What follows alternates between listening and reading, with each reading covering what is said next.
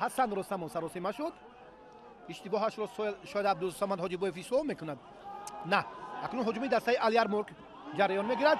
تحت رقم دهم بازیگر با استعدادی دسته و ببینید که در حالت خیلی نامساعد و اکنون گل حساب کشاده شد. باز خودی بختیار حسنوف، سیرالدین، حکمت الله رسولوف،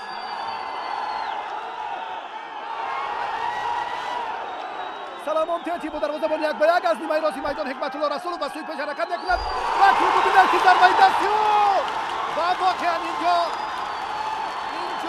ببینید که امری داور کارتیسون درست است. او با دستش توپ را برگردانید. کاپیتان دسته ببینید ابراهیم جیهمان، یک بازیگر احتیاطی دسته تاجیکستان. گل!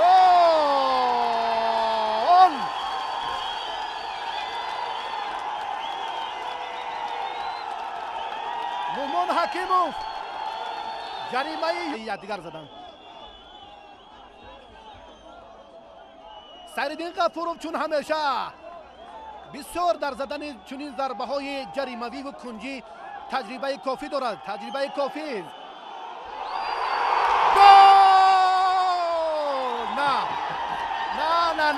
نه اکنون این دفعه این گل حسابیده نشد چون که از نیمه راست اکنون در این حالت یاوری داوری کناری راست با دروازه‌بان نزدیک میشدن. شاید این حالت نیست یک نتیجه دلخور رو به دست می‌آورد.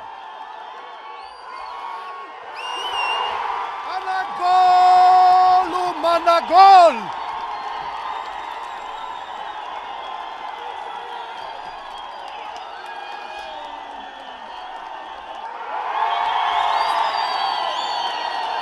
صدای هشدار داور از انجام بازی حل طلب هر دو دسته روشن تاجیکستان و الیرمورک یمن درک می‌دهد و همینطور فوتبال بازان تاجیک در این بازی مهم و حل طلب پیروزی را به دست آوردند و حقوق اشتراک در بازی‌های گروهی انتخابی جام دعوت کنفدراسیون فوتبال آسیا را که روز 25 فوریه دایر می‌گردد پیدا نمودند.